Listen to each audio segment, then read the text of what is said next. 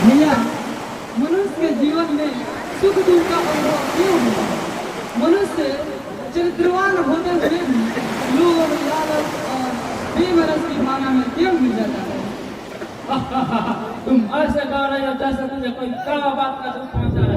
कहन, अहंकार, लोभ और वैमानस जिन्हीं का अहम कारण है। यदि ये तीनों इस व्यक्ति को दिल से बात बना लेते हैं, समझो उसका विनाश का समय आ गया। भैया, हर व्यक्ति जानता है अहंकार करने से मनुष्य का बुद्धि समाप्त होता है। जब मनुष्य का बुद्धि समाप्त हो जाता है तो उसे सत्य, असत्य, सत्कर्म, दुष्कर्म का तनिक भी पहचान नहीं रह पाता है। फिर ऐसा क्यों करते हैं ये लोग? पगले, मनुष्य का दिमाग एक चंचल जल की तरह होता है। जल ज्यों ज्यों गहराई की ओर बढ़ता है, उसमें तीव्रता उसी प्रकार बढ़ती है। जिसका धन का आगमन जितना एक उत्पन्न होती है, वही धन गलत काम करने के लिए बाध्य करती है। मेरी समझ से आप बिल्कुल गलत बात बोल रहे हैं भैया। वे मैं कैसे गलत बोल रहा हूँ? आप कहना चाहते हैं दुनिया में जिसके पास धन दौलत होता है बस वही गलत काम करते हैं, लेकिन ऐसी बात नहीं है। जिसके पास धन है मानो उसकी दुनिया सारी है।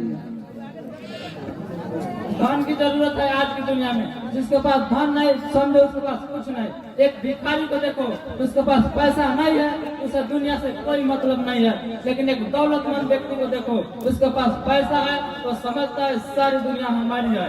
हाँ भैया, एक बात पूछूं, रोटी बड़ा होता है या रुपया? तुम सब कुछ जानती हो फिर भी पूछ रही हो। जानकर अनजान बनना कब से जान गई? भैया, आप जब से कह रहे हैं दुनिया में गलत काम केवल धनवान व्यक्ति करते हैं तब से। लेकिन ऐसा क्यों कह रही हो? भैया, आज के जमाने में देख लीजिए, इन डाकुओं का अत्याचार अपने चरम सीमा से परे है। इन डाकुओं को धन दौलत से क्या मतलब, फिर भी ये लोग गलत काम करते हैं कि नहीं? जिसे तुम डाकू कहती हो ना, वो भी एक हमारे जैसा शरीफ इंसान है, लेकिन उस पर इतना सितम डाला गया कि वो इंसानियत की राह छोड़कर डाकू बन गया। ठीक है भैया, लेकिन वो लोग कानून को अपने हाथ में क्यों लेते हैं? जो गलत काम करता उसे ही दंड देते और वो भी वो क्यों सताते हैं? कहा गया है जिसका मुंह माठा से जलता है ना, वो माठा में फूंक कर पीता है। मैं तुमसे एक बात पूछूं? क्यों नहीं, पूछ सकते हैं। बताओ, करने वाला दोषी होता है कि जो गलत काम करने के लिए प्रेरित करता है वह दोषी होता है? भैया, जो गलत काम करता है वो दोषी होता है। तुम फिर कैसे कह रहे हो यहाँ की डाकू गलत काम करता है? एक रक्त सकता इंसान को डाकू बनने पर मजबूर करता है। तुम उसे गलती नहीं मानते? आप इतना सीरियस क्या हो गए भैया? लगता है उन डाकुओं के साथ आपकी कोई पुरानी दोस्ती है। नहीं बहन, जितना तुम डाकुओं से नफरत करती हो उतना भी मैं भी करता हूँ, लेकिन नफरत ज्यादा होने से मुझे प्रेम भी है।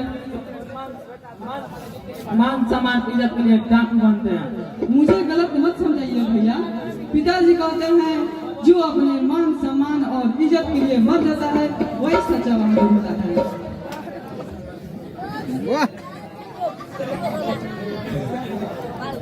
आपस में कैसा गर्मी बातें हो रही है बेटी? कुछ नहीं पिताजी, बस इन बातों को लेकर हम भाई बहनों में रोज इतना झगड़ा होते रहता है। अच्छा, आप बताइए, आप इतना लेट से क्यों आए? क्या बताऊं बेटी, आते समय में बीच रास्ते में महुरू भैया बैठा गए थे, तुम्हारी ही शादी की बातें करने लगा। पिताजी, मेरी प्यारी निभाने के लिए ऐसे दूल्हा ढूंढना, ऐसे जो अपने हाथ रखे। क्यों ऐसा सही करना? दादा भैया, अरे आज से ही शर्मा रही है। जिस दिन तेरी बारात मेरी आंगन में आई, मैं झुक और तुम्हें इतना सजा दूंगा से तेरे रूप में आने के लिए जमीन को। ए यार बैटरी बदल ना भैया, आप तो केवल मेरे शादी के बारे में सोचते रहते हैं, लेकिन आप शादी करेंगे इसके बारे में कभी भी नहीं सोचते। हाँ, भगा दिया ना आशा बेटिया को। आशा बेटिया ठीक ही कहती है, और तेरा भी शादी मुझे कर देना चाहिए।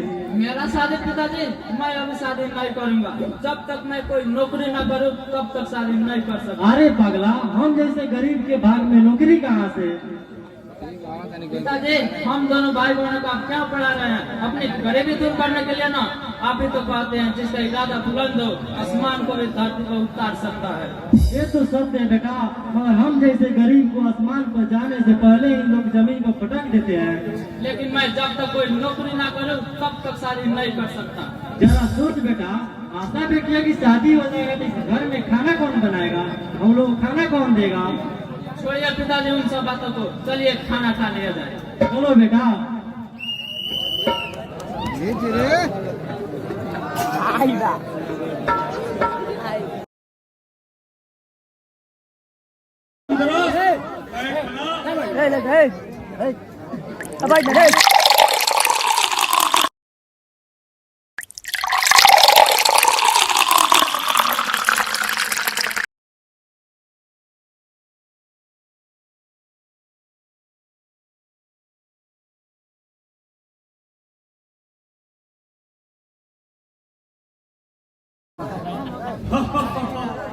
खुदा ने ऐसा रचा है कि इस दुनिया को देखकर हंसी आती है।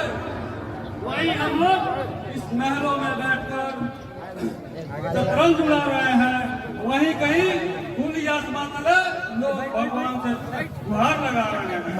उन पिल्लू पतंगे जैसे जीवन जीने वाले असहाय लोगों को इस धरती से क्या काम है? सरकार, जमाना बदल गया है। खुदा भी उसी का गुहार सुनता है जो दिलो दिमाग से सच्चा हो। हम लोग का जीवन गुजर चला कुकर्म तथा बुराई के कारनामों में। क्या कहा? तुम भी उन गवार लोगों के पक्ष में बातें कर रहा है? सरकार, मैं तो आप ही का भलाई का बात करता हूँ हजूर। रामदास, तुम किस भलाई की बात कर रहे हो? सरकार, आप जो हंस रहे हैं यह हंसी मुझे अच्छा नहीं लगता। हंसी जैसी हंसनी चाहिए जिसमें गम या खुशी का गंध निकले। तुम क्या बके जा रहे हो रामदास? मैं कुछ समझा नहीं। कहा गया है जब गरीबों के दिल से चित्कार निकल आंदोलन का रूप धारण करता है तो दिल्ली का सांसद भी हिल जाता है। और एक आप है जो हाथों में हाथ रखकर शतरंज उड़ाए जा रहे हैं। देख रामदास, मुझे ज्यादा टेंशन मत दे। क्या बात है? सही सही बता। सरकार, आपके खिलाफ गरीबों का आवाज बुलंद होते जा रहा है। और आप जिसे कीड़ा फतिंगा बोल रहे हैं वही कीड़ा फतिंगा अगर जमीन पर उतर जाए तो खड़ी खेती को बर्बाद कर देती है। और एक आप हैं जो समय पर आपका सर्वनाश भी कर सकता है। एक रोटी पे पलने वाले उन इन लोगों की बातें कर रहा है। मैं उन सबको अपने जुमलों में फंसा कर रखता हूँ। अब वो लोग भी समझदार हो गए हैं। थोड़ा राजनीतिक से काम लीजिए नहीं तो सब उलट पलट हो जाएगा। क्या उल्टेगा क्या पलटेगा इस बात का तनिक भी परवाह नहीं है मुझे। मैं यहाँ की सारी जमीनें पर मेरी कब्जा है। यही तो आपका गलत सोच है। जमीन को नहीं बल्कि राजनीतिक चक्कर चला के राजा कब्जा कीजिए, आपका सब अरमान पूरा होगा। क्या मेरा अरमान पूरा होने में बाकी रहा रामदास? मालिक, मैं थोड़ा का आप ज्यादा समझ गए। राम राम हजूर, राम राम। आप बहुत चिंतित लग रहे हैं, क्या बात है माली? अरे खड़ेरो, कभी कभी रामदास का दिमाग खराब हो जाता है। कहता है मेरा अरमान पूरा होने में बाकी रहा। सरकार, मंत्री जी ठीक कह रहे हैं। प्रत्येक मनुष्य की आवश्यकता अनंत होती है। क्यों न हो आप जैसा धनवान या मुझ जैसा गरीब, हर किसी के जिंदगी में समस्या होती है माली। अबे खड़ेरुआ, तुम जैसे बदनसीब लोगों के जीवन में समस्याएं अनेक होती है, परंतु मेरे जीवन में सालों भर सावन की लहरें हिलेल मारती है। माली, कहा गया है सजिया पर सजना बिन सिंगार बुरा लागेला, अंधा के दुआरी पर इनार बुरा लागेला, आ धन केतनो कमा लिए माली, लेकिन एगो सावन में एक क्रिया बिन संसार बुरा लागेला। वाह रे वाह, तुमने तो ऐसा बात है कि मेरा रोम रोम खिला उठा। बुढ़ापे में जवानी का जोश आ गया। मालिक, आपके बीवी के मरे हुए आज से करीबन 15 साल हो गए, लेकिन आप मात्र 15 दिनों पर अपने इश्क की प्यास बुझाने के लिए एक वेश्या की दरवाजा खटखटाते हैं। क्या ये समस्या नहीं है मालिक? आज के बाद ऐसी बातें करने की कोशिश की तो मैं तुम्हारा बोलती बंद कर दूंगा। माफ कर दीजिए मालिक, मुझे माफ कर दीजिए। साला खराब कर सकता है। जलील और बेइज्जत करना चाहता है, मेरा ही खाता है और मुझसे बढ़कर बातें करता है। आज के बाद कभी नहीं बोलूंगा मालिक, मुझे माफ कर दीजिए। साला तुझे माफ कर दूं?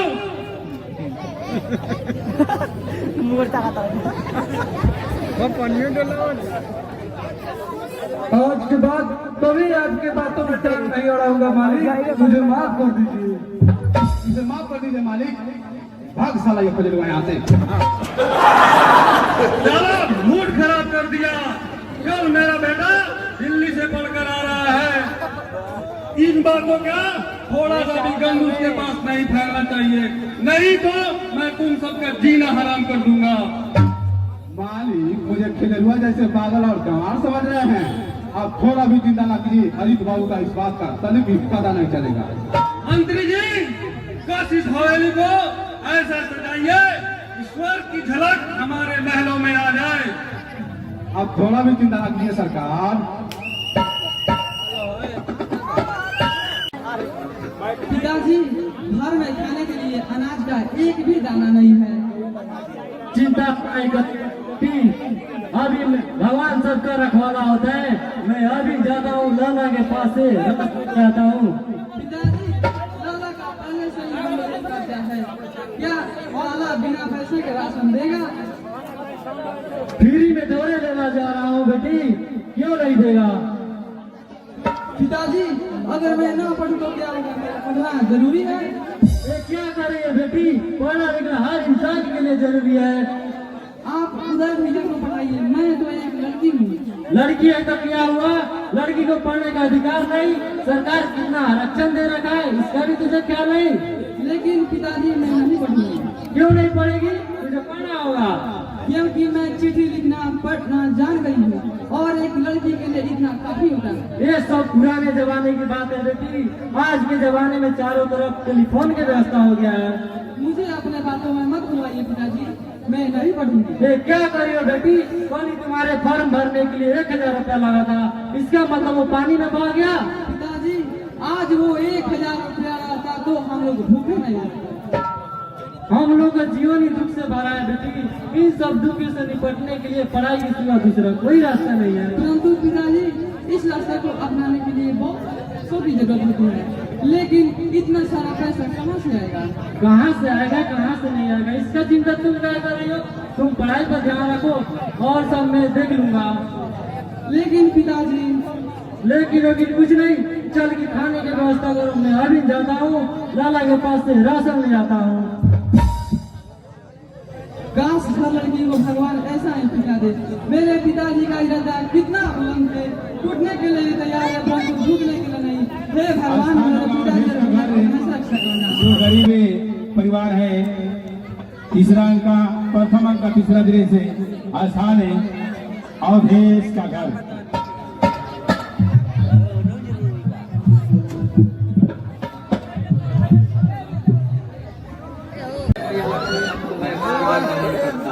आप मेरा रोजी रोटी में थोड़ा और बढ़ोतरी कर दीजिए।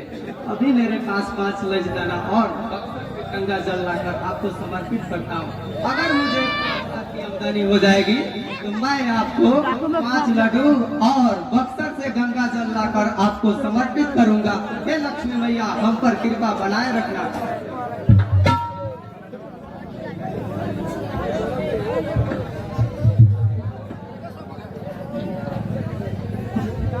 लाला साहब नमस्ते। नमस्ते नमस्ते, बोलो क्यों आए हो तुम? 1 किलो चावल चाहिए लाला साहब। मैं 1 केजी चावल नहीं देता, कम से कम 15 किलो लेगा तो कुछ मुझे भी फायदा होगा। लेकिन मेरे पास 1 किलो मात्र चावल का दाम है लाला साहब। कितना पैसा लाया है रे तू? मेरे पास रुपये 50 पैसा है लाला साहब। साला सुबह सुबह मेरा बहानी बंटा ही खराब कर दिया। साले साले को लगा दो। माफ कर दीजिए लाला साहब, माफ कर दीजिए। इन सब साले गरीबों की धरती पर रहने की क्या जरूरत। साला नहीं खाने के लिए धन है, नहीं घर है और नहीं रहने के लिए कोई मकान। साला डर डर भटकता फिरता है। लाला साहब प्रणाम। मैं तुझे क्या आशीर्वाद दूं? लाला साहब आशीर्वाद अपने मन से दिया जाता है। आशीर्वाद आपके दुकान की आटा चावल से राशन नहीं जिसे मांगा जा सके।